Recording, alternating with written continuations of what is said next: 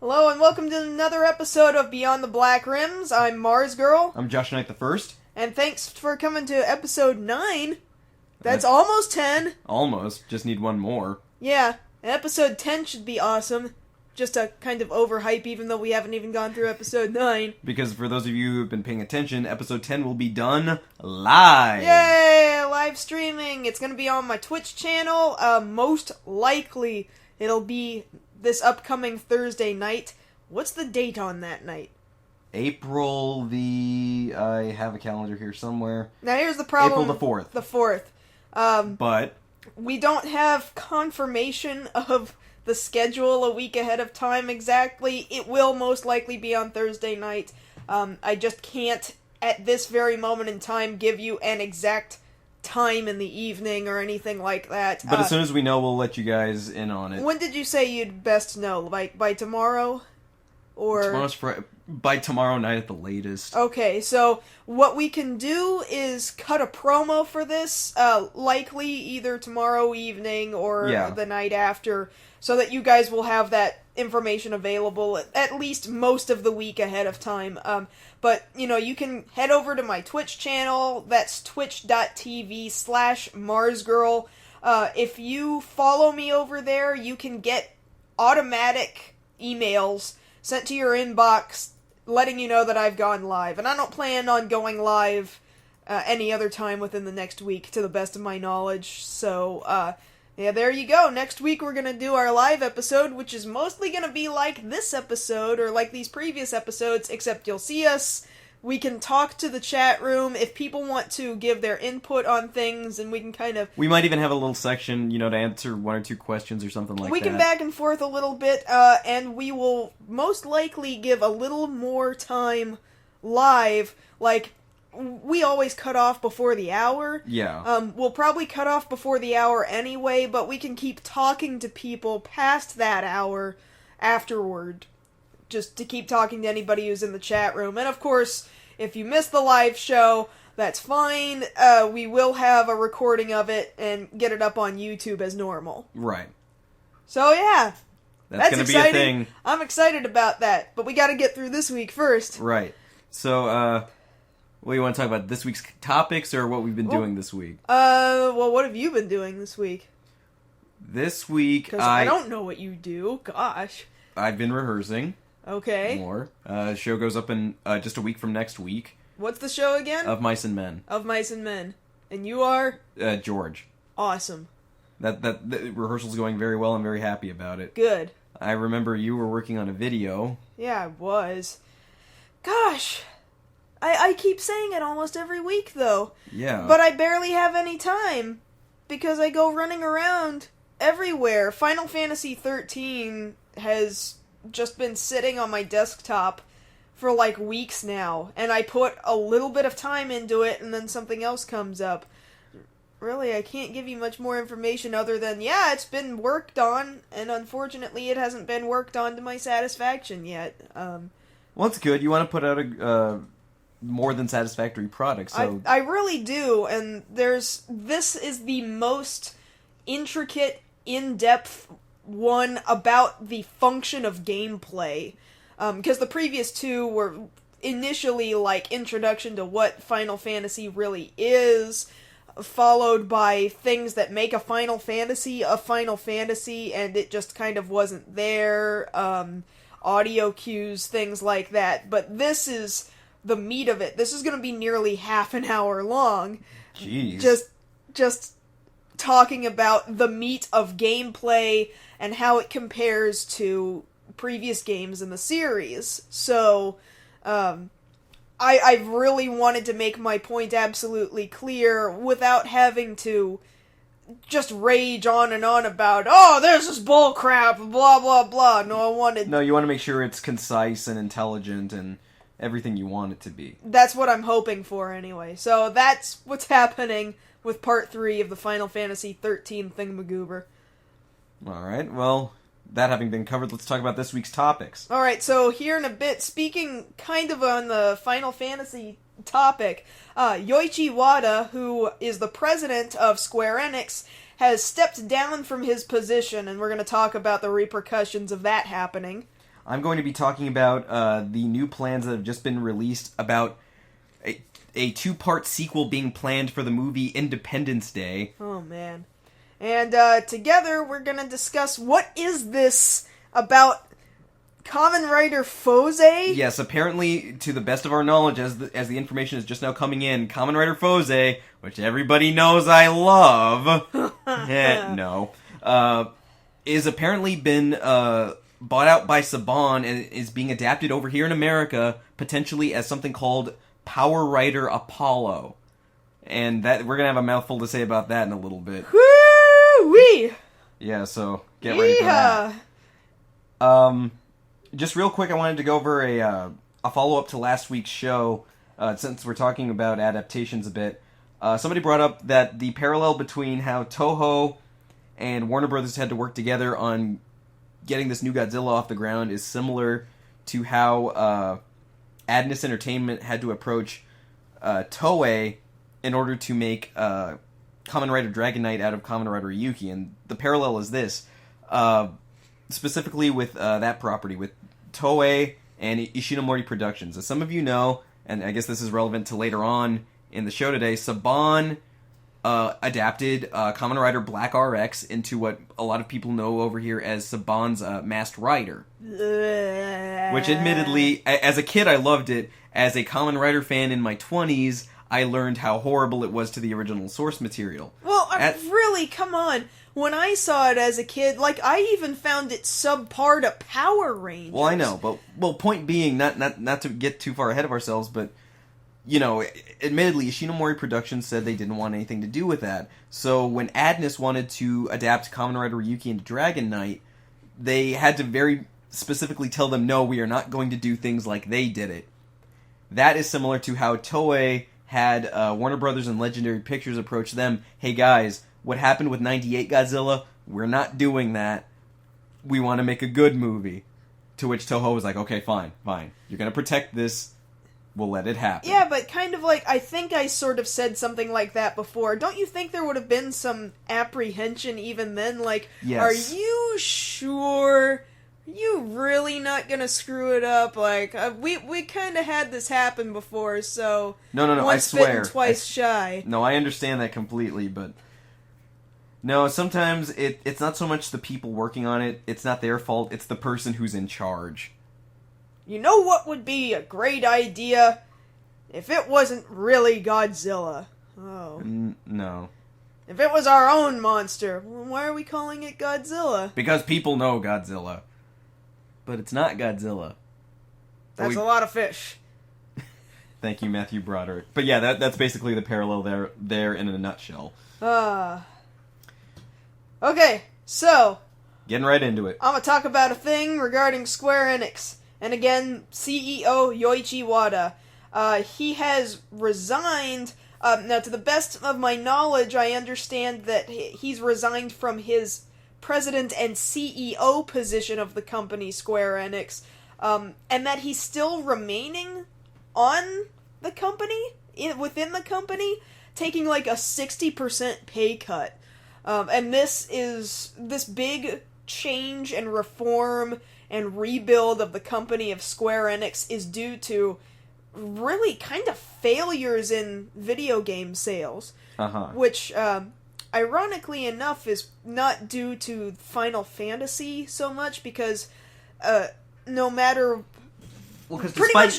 how bad Final Fantasy gets, its brand is so well recognized that the fans will keep eating it up. Even you can say 13 and 13.2 have sold their fair share of copies. They are financially a success. Yes, they are.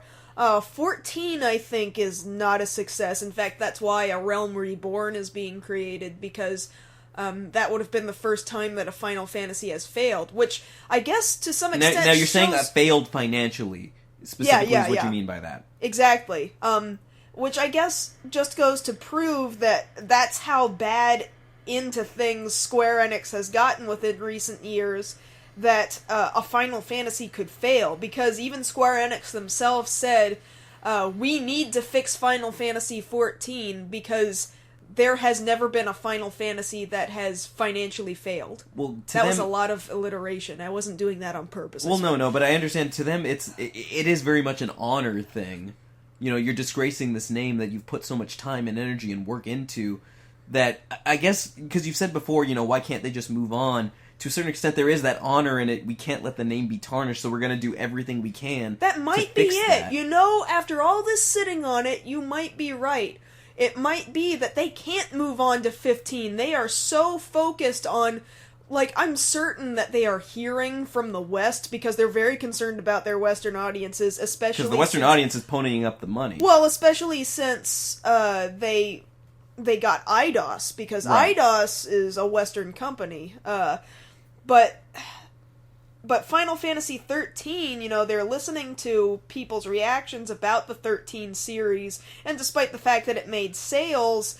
people kept talking crap about it, and you would expect that numbers would go down after that, no matter how hardcore the fan base is.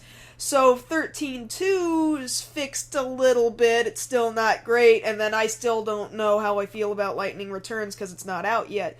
But then you have to worry about things like, most recent Tomb Raider, Sleeping Dogs, Hitman Absolution. Again, a lot of these are actually on the IDOS side. And they're apparently not making the sales that they expected. They're selling, you know, a few million here and there. A few million physical copies here and there. And like, I forget how many millions of dollars worth of sales, but it's still not nearly the expectations that they were hoping for. And their expected yearly numbers have gone down year after year after year. So by this point, it would only make sense that somebody would have to pay for this. Yeah, absolutely. This guy stepped up to the plate almost immediately after Hironobu Sakaguchi left the company. So it's been under his control, and I don't know if there is correlation to this, but you can kind of see this downward spiral since Sakaguchi left the company. And now we've got this other guy taking his place, if I can just find his name. But there's another guy stepping up from the director's position. Yosuke Matsuda. He's currently the director position in the company. He's moving up to CEO. And they've got one of the IDOS guys coming in to step into the place of director. This might be a little bit too out of place, but I'm thinking, like, all this shuffling around, isn't this somewhat similar to, like, the Pope retiring, and then some other guy having to take his place, but you still got all the same problems? Perhaps. But, I mean, all this shuffling around, I can see why they're moving an IDOS guy into the position of director, because they're like, man, now we're really concerned about the West. Yeah. And now we gotta get somebody up in this position who knows what the West wants, because obviously we don't know. They apparently also took heavy hits in the arcade scene as well, because they also own the Taito brand. This is the brand that I think you might most famously know them for Bubble Bobble and Puzzle Bobble. Yes. So they own that, and they specifically wanted Taito for things like their mobile devices. Like, man, Square Enix has just been shoveling crap out onto mobile devices. Yes. In fact, it was either yesterday or today, they just re-released Final Fantasy V for Apple, for iOS. I must have missed that. I just barely learned about it while I was Google searching some news stories about this story, and I just found it out. Like, I don't care. Like, I already own Final Fantasy V. I don't need it again. How many times do they need to re-release their older games? Oh, they slightly cleaned up the sprites. I don't care. I think the only game that anybody cares about getting re-released, I really don't, but I see why people do, is Final Fantasy VII. Thank you. I want that re-release of 7. I would probably get it if they did it, because they would you probably understand... fix the I would get it if they fixed the translation, because that's really the worst part of what we got, was its translation. I always sort of thought, like when the PC version got re-released, just recently, I thought, you know, if they retranslated the game, I might buy it again, for like the third time. because I already have 2 copies. I don't really Right. need a third one, but if they retranslated it, that could be cool. Oh no, it's just a sloppy port again, and Nope. I can do like microtransactions in it. It's not really worth it. No, it would be more worth it for a clean translation and a fresh coat of paint. Right. But with this guy stepping down, like, what does that mean long term for the company? Gosh, I can only... It's gonna go one of 2 ways. One, Okay. it'll give us hope that they can actually be like, how do we save this? And how do we save these titles that should be like AAA titles coming out of the IDOS side, but for some reason people didn't care enough to buy them. And Like, when you say AAA titles, you mean... like Tomb Raider. Okay. I mean, people... Well, yeah, with IDOS, yeah. You know, there's...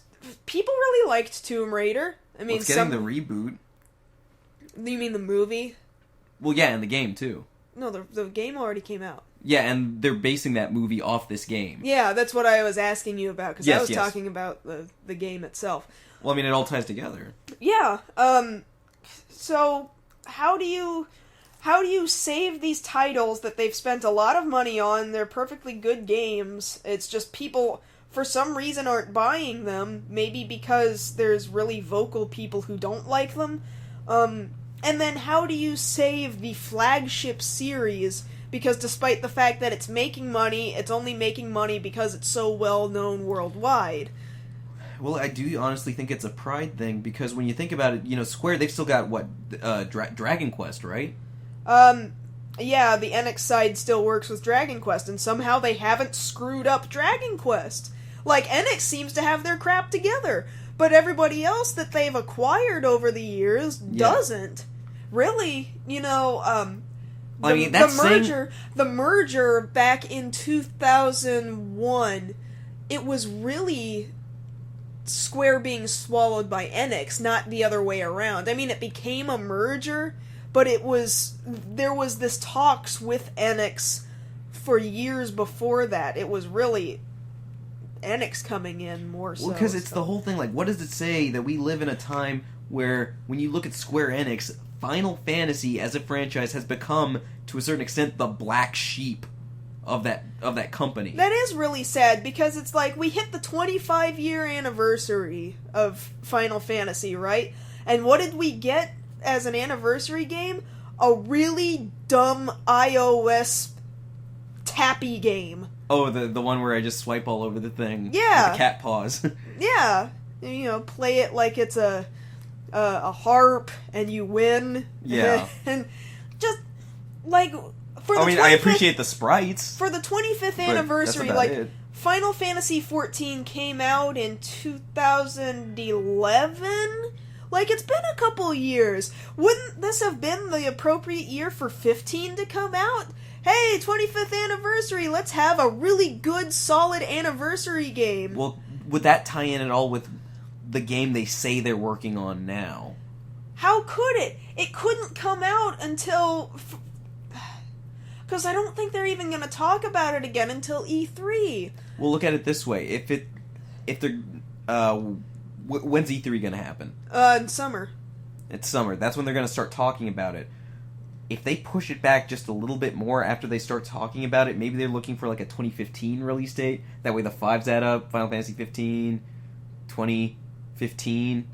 Yeah, but it wouldn't be the 25th anniversary anymore. Yeah, but it's still the numerological thing. I'd almost say they should wait another 5 years.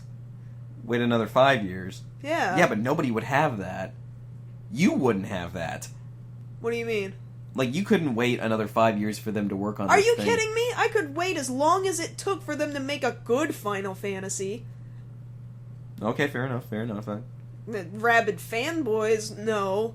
Well, yeah, I guess that's more where I'm getting not at. that rabid. As much as I have to play every main numeric game that comes out, I will wait for that numeric title as long as it takes. But in the meantime, you know, what is that going to say for right now? This guy's stepping down.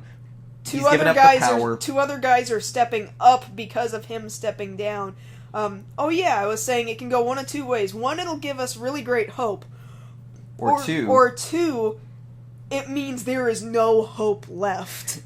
So it's either one end of the spectrum or the other. Yeah.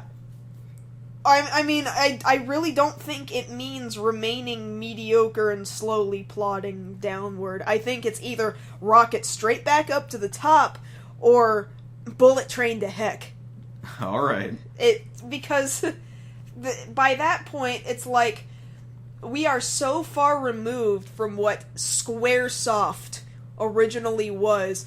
Too much of its staff is gone. Yes. It just gone. There's just no hope. Unless these guys are so well tied to the idea of, nah man, we gotta get this thing back where we were, like, 15 years ago. Basically reclaim their former glory. Yeah. Again, one or the other. Which do you think is more likely? Shoot, I don't know. I really don't. It is completely up in the air to me right now. I am, at this turning point, I'm completely lost. When Hironobu Sakaguchi left, and I remember opening up, I think it was a copy of Game Informer, I think. I opened up Game Informer and read, oh, Final Fantasy and Dragon Quest are gonna be under the same umbrella now that Squaresoft and Enix are merging into one company. What? Like, my mind was blown. And then I hear Hironobu Sakaguchi steps down as CEO of Square, and I was like, it's over. Like, I knew immediately it was over, and it was just gonna take this downward spiral. But with this, because these guys have just been plodding along for more than 10 years, I just don't know. Well, hopefully this can only... Well, I can't say only, but hopefully this will turn out well for your franchise. I wish your franchise well, is what I'm saying. Oh, thank you kindly. Thank you for your well wishes. Okay, because they're gonna need them. Uh-huh. Okay, so I guess that's your section. Yep. Moving on to mine. This one again, like so many of the other things I talk about, is very personal.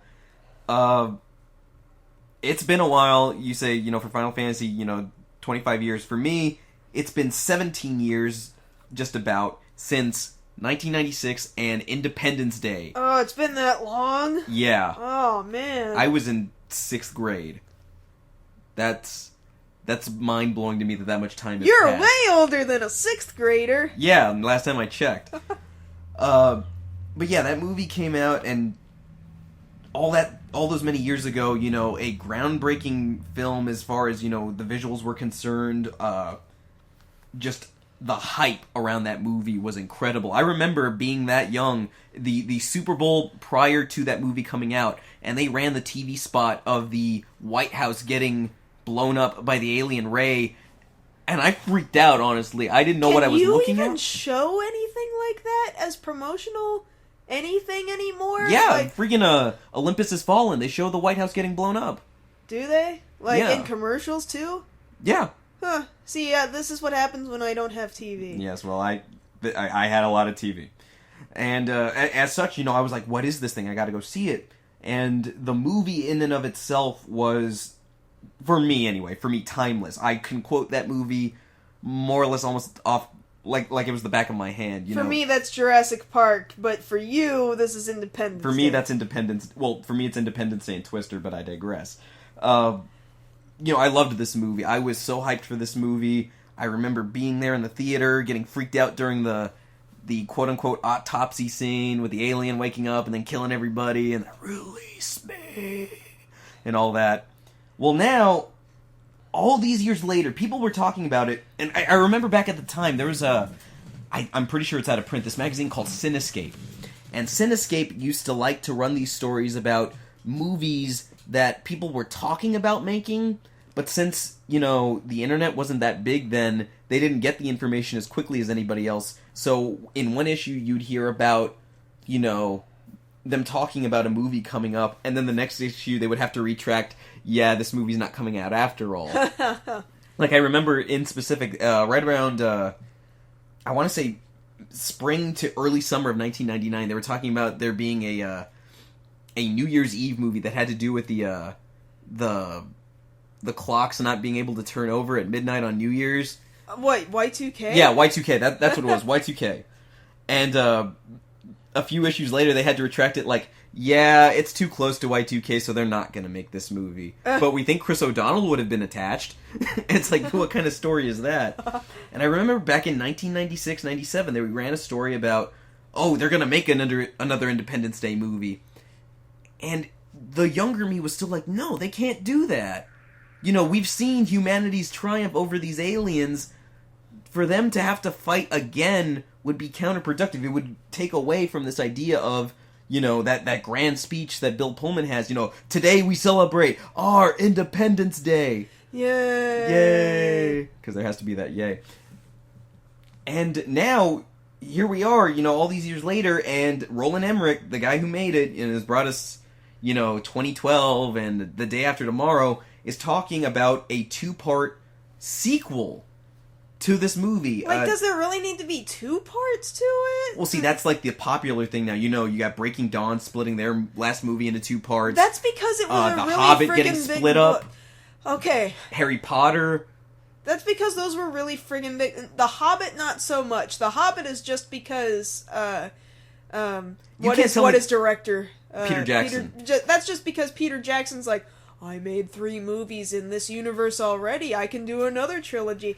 Those other 2, Breaking Dawn and Harry Potter, they came off of really frickin' big books, and there was no way you were gonna do all of this without making it 2 movies. Well, see, here we're not even talking about a book. We're talking about a movie developed not off a book, just off an idea he had, you know, back in like 94, 95. And now we're having to think about this new sequel, which apparently will take place, according to Entertainment Weekly, 20 years after the original. And well, that's about timely, I suppose. I guess so, yeah.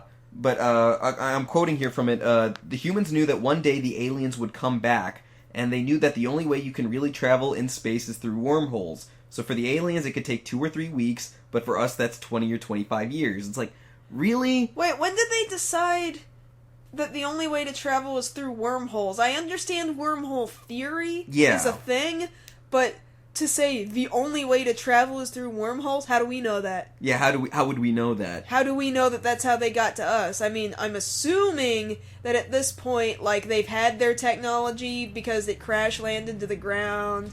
Well, he even goes on to mention, and I'll back up to answer that, humans have harnessed all the alien technology. We don't know how to duplicate it because it's organically grown technology, but we know how to take an anti-gravity device and put it in a human airplane. So, you know, going off that, they would have, from what I'm understanding, they would take all the tech that would have crashed to the ground at the end of the first movie. I can't believe I'm having to say first movie. But yeah, they would take that tech, ascertain from it what they could, and then I guess from there figure out, okay, this is how they would have gotten to us.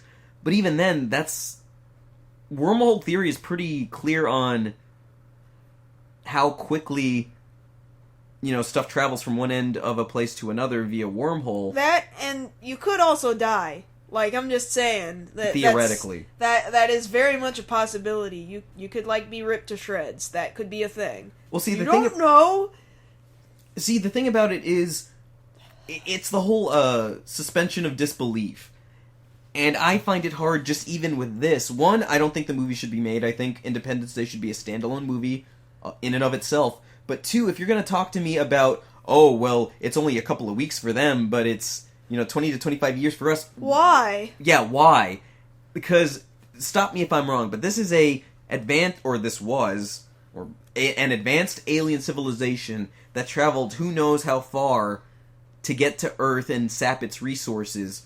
What's to say they wouldn't have known when they stopped getting communication from the mothership they sent to Earth, hey, they're not responding, I think we better send more guys. Yeah, unless it really is that theory that people have of they sent everything they had. See, that's what I believe. That was the whole theory back in the day, right? And that's why I said there couldn't be a sequel. Everybody for some stupid... Those were really dumb aliens when you think about it that way. Of course they were really dumb aliens. I mean, look at their technology, and I guess this is conceits about the movie, but I still love it.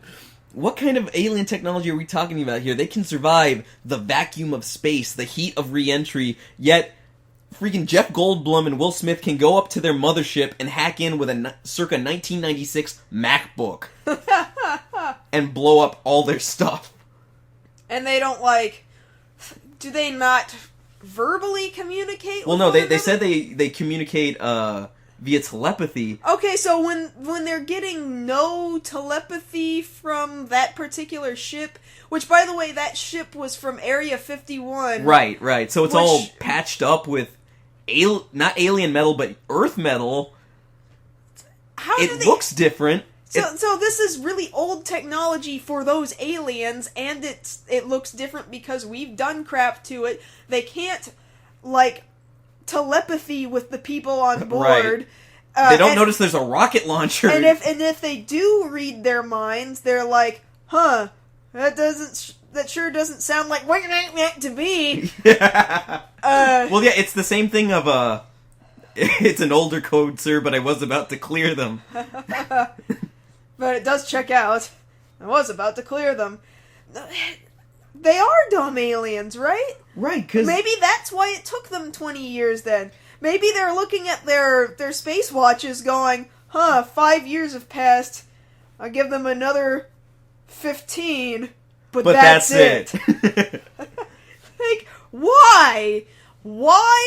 Or does time move differently to them in that I don't even know. At that corner of space? Well, see, here's the thing I'm thinking about. They're talking about that the movie would take place, 20 years later, and they're talking about, due to the fact that Will Smith himself hasn't confirmed whether or not he's involved with it, that it would follow his stepson, Dylan, from the first movie, who, oddly enough, was played by the same kid who played his nephew on Fresh Prince, but that's just something that sticks out to me. It's just coincidence. Just coincidence. But, yeah, him 20 years later, so it's he's like a freedom fighter now or something? But why would you even call him that? What have they been fighting against? Because it's if we took down all the aliens, if all the ships crashed, granted, I don't think all of them crashed, but after about 20 years, you would think that, they would have a pretty good beat on things. And it wouldn't be a problem. Wouldn't they have technology to alert them to, hey, we've got similar spacecrafts starting to come in? Or unless these aliens are we haven't seen our guys in 20 years, maybe we should build new spaceships that can we better do go something check good. on them, yeah. Well, I'm saying maybe we should build new spaceships with new technology that these Earth people don't know how to use. Well, the interesting thing about that is, you see it in the original movie when Will Smith and Jeff Goldblum go up to the mothership. You actually see a couple of ships in there that don't actually their purpose isn't shown. However, if you played the PlayStation or the Dreamcast or even the PC, that was the version I got, game. Wow. Yeah, I told you I was into that movie. There are these little troop ships, drop ships, that they could use, and we've never seen those in battle before because it was only one movie. We weren't supposed to see them. But now we'll probably see some of those. I would agree, yes, they're going to show some new tech that, because I guess now, no, they didn't send everybody. But, yeah, we'll be seeing that sort of stuff, but it's why do we need... I still don't see why we need it. No, there's really not a reason other than them banking on nostalgia to make them money.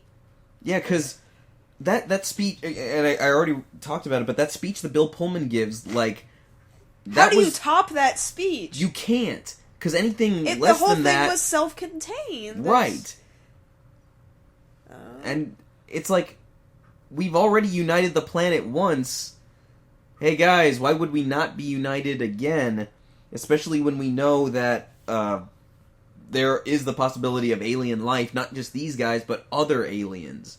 I would actually, now that I say it, I would do it that way. No, don't let it be the same aliens that show up. Have a different race of aliens show up. Then how is it the same franchise? Well, because apparently it would be the same people dealing with a similar problem. It just doesn't seem like once you start making it about different stuff, with different people in it, like it's not even the original cast, then well, why as far as that you... is concerned, Bill Pullman is the only one who said he's set to reprise his role. Nobody else has been spoken to about this. So there's nothing from Jeff Goldblum. There's nothing from Will Smith.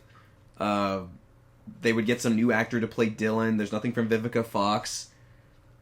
You know, it's all up in the air right now. I give up! I give up. I'm just wondering why they would do it. You're still attached to it, aren't you? I'm very much attached to it. I watched this movie, I would say at least 3-4 times a year. I have the DVD. Anytime it comes on TV, I just sit there and I watch it and I just quote with it. You know, welcome to Earth. And then he punches the alien. Yeah, that happens. And that just makes me remember how dumb these aliens are. They've got these battle suits for flying around, you know, in these little mini starships, you know, to protect from impact and all this other stuff. He survived the crash, but then Will Smith punches him. Once, and he goes down for several hours. And it wasn't even like an Indiana Jones punch, where you can hear that mess hurt, like, psh! No, this is a... Well, okay, maybe you're overestimating intelligent life out there in the galaxy. Maybe aliens... am I? Well, maybe the aliens don't even know how their technology works if it's homegrown from the ground, and then they're like, I guess I'll get in this ship and see where it takes me. Maybe they are just kind of dumb, and they just happen to have really cool technology, and they just want to see what kind of crazy crap they can do with it. No, but they say very blatantly they're like locusts. They've come to take our resources. Well, locusts aren't very smart. But they're smart enough to know they want the human race dead. Well, locusts don't want anything else eating their food. I still don't think it pans out when you really think about it. I mean... Long run, are people going to go see this movie? Yes. You know, like you say, for the nostalgia factor. Am I going to see this movie if it comes out? Yes, because I can't help myself. I can't help but see the parallels between you and me in regards to Independence Day and Final Fantasy. Should another Final Fantasy be made? Probably not. Will people buy it? Yes. Will I play it? Yes. That doesn't mean I agree with it. No, it does not. And I think that's the perfect setup to go into the next thing to talk about. Oh, you're absolutely right. Why don't you go ahead and talk about that, because it's mostly your thing, but I can talk about it too. Well, no, we can both talk about it because you had to sit through it with me. Yeah, jackass. Okay, so, actually almost 2 years ago, news was broken that Saban had started registering with the U.S. Patent Office something called Power Rider. Oh, I was terrified of that. No, everybody was terrified because nobody knew what it was. And of course, obviously, with the name Rider, you think, oh no. Oh no, Saban's gonna try this again. No, we don't want it. No. Now, luckily, between then and now, you know, we had, actually, it was around that time, you know, we had Dragon Knight from Adness, and Dragon Knight... Come from Earth, Dragon Knight, together we gonna fight the fight, let's ride. It's not really a very exciting song. I mean, granted, the power guitar, the driving guitar was kind of cool, but those lyrics were really bogus. Anyway. Well, still, you know, Dragon Knight, for what it was, I liked it. It wasn't Ryuki, which is actually what I liked about it so much. But, you know, people were wondering, well, okay, well, what are they going to do with this? It's 2011. What are they going to adapt? Because, you know, Adness was already working on Dragon Knight, so they've got any number of other things to work from, you know, with the exception of Ryuki, anything Kuga through what was current at the time, so, like, Double, Fourze, O's, you know, what have you. Who knew what it was going to be? Well, now, we have, just this last night, within the last 24 hours... It's been leaked that where they're moving with this is a project called Kamen Rider Fourze will be adapted over here by Saban as something called Power Rider Apollo. Now, Yeah. Initially, I think that would be the proper reaction is, well, now, here's the thing, like, if anybody's seen the one or two videos I've done on Fourze... Which I helped to edit, yes, so I had a pretty big hand in this yes. project, too. And so you're qualified to talk about this just as much as I am. It is very much noticeable that when Toei made Fourze, they thought this thing was American to a fault. They tried anyway, even though I think they just sort of took some stereotypes and then got most of the rest of the picture wrong. Yeah. Like, if they were gonna make it about an American high school, I think they should have dropped the uniforms. Yeah. But... Because then that confuses things. Well, now when they're bringing it over here, the initial question is, well, is it gonna work? And when I really stop to think about it, I think it will. I think it actually might be better suited over here.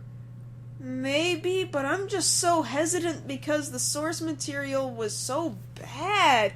And I know that the super uber fans are like, oh, isn't it cool? He's a Kamen Rider, he goes into space and he Uchu Kitaz all over everything. And yeah, he sure did, but it's like, well, see, the interesting jumping thing... up in the air, he's got a rocket, he's got another rocket, and then he's got a faucet on his foot.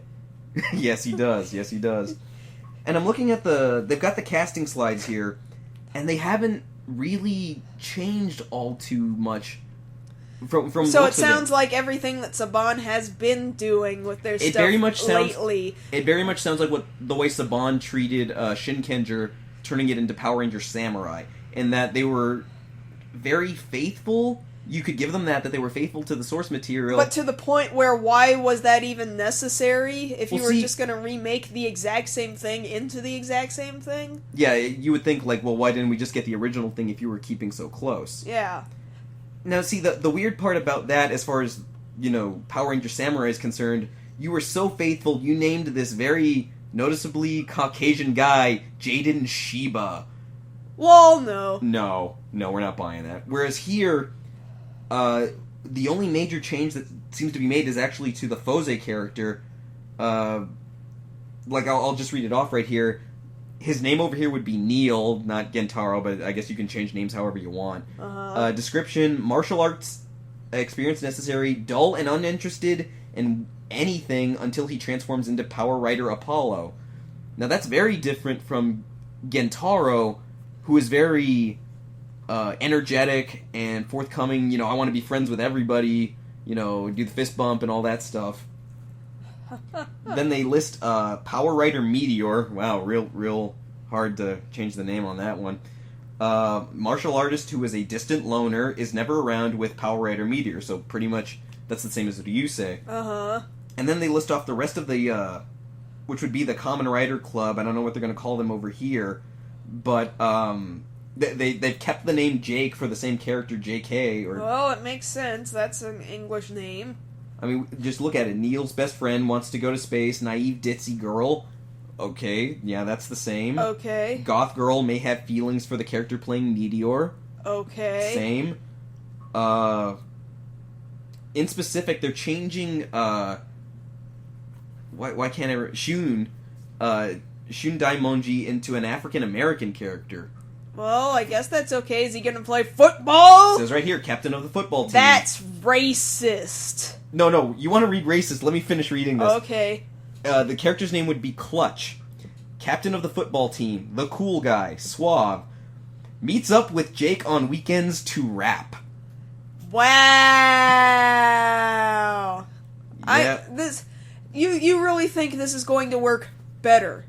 Over you really here, think this is going to be better than the source material? It will work better over here. I'm not going to say I'm going to like it. I'm saying it will work better over here. No, you're saying that the audience, like it will get views. You're not saying it will be good.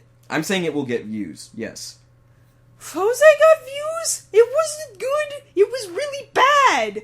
I don't care what anybody else says. It was bad. Well, see, the thing I see about it is everything that they took for granted over there with making things so American will instantly work better over here because it's American. Just because it'll instantly work. Like, think about everything else that was really bad, Josh. think about it. Do I have to? Because it hurts. Well, look, that was just one thing that was like, oh, you're Japan and you're trying to be American. Think about it. That is like the least of Fourze's problems. So, before you go on to whatever your oh my god is that you're reading on your monitor, no, I'm trying to have a conversation with you. Alright, go ahead. The acting? Yes. Okay. The oh my god, Yuki is terrible and I can't stand listening to her. The non-stop oops, non-stop ka-ting, ka-ting, ka-ting. The everything really, pretty much everything I complained about already. Really bad plot points that didn't get tied up, loose ends that did not get tied up, people who were just oblivious to things happening around them, the chairman or whatever of the school, like, not doing things that should have been really obvious to do. Like, there was nothing about that series that was good.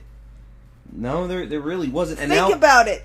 The fact that they acted a little on the American side is the least of your worries. If they're just translating this, like, I say translate rather than adapt because they're just, okay, transplanting. If all they're doing is transplanting this, then you're just gonna get the same bad crap with American actors in it. Reading through this, I see your point. Because going through this, they have one of the scenes from these casting slides here between the Yuki character and the Gentaro character, and there's the small add-on there of character action waves space station puppet around maniacally. Ah! No! I don't want it! Anybody who's seen that video, you might as well post a link later, when this goes up. Anybody who's seen my video on that knows how much I freaking hated Yuki's the space station stuff. I think it was intolerable. I think for the sake of we decided, because that was like your first video, we wanted it to remain mostly compact. Yeah. Like, you could have gone on and on about No, of course Yuki. I did. You minimized. No, I very much minimized. That video, or those videos, I should say, could have gone on for another double their length. It could have been 30 minutes. On everything that they did wrong, everything that was annoying. And yes, everybody's entitled to their opinion. I know some people love Fourze. I don't know why, but, you're entitled to do that. I'm not one of those people. I'm still, I know I haven't said this, but I'm still actually having to do edits to hammer out the ideas of just on the movie itself. Fourze, it's space-time, everybody. Just the problems there. Those problems almost equaled the number of problems throughout the course of the series. That movie was bad. It was so bad. That was a really bad movie. Just like the one thing that stands out to me, and I would not want to talk too much about this if you're going to actually do a review on this. Yeah, I'm still writing it out. Which, please actually hammer out a review. Yo, I will now. Now that I've got this, I need to get it out. But just the one thing that I can't get out of my mind is how badly green screened everything. Oh my god, no, the sliding. The way they slide across the hallways that are CG rendered really badly. Looks awful. No, it's one of the most awful looking modern tokusatsu things I've ever seen. And see, this is coming out of you, and between the two of us, you're the animation person, but you're seeing this, and you're just exploding with how bad this is.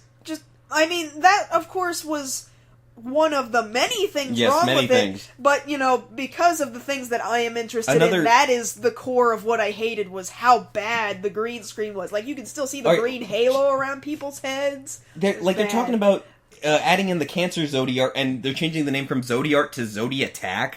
Like, really, Saban? You couldn't come up with a better name? You could have just kept it that. Yeah, like, what's even the point? Yeah, okay, listen to this. The character who plays the Cancer Zodiattack, has terminal cancer. Are you serious? Right there. Let me read this out loud. Joe, he is the Cancer Zodiattack. Any ethnicity, male 19 to 22, to play high school junior. Oh, no. No, the bottom age is 19 for a high school junior? Okay, anyway. That's just... Involved in the drama department. Has terminal cancer. Like seafood! Like, oh my god. Get it? Because he's the crab. You get it? And he also has terminal cancer.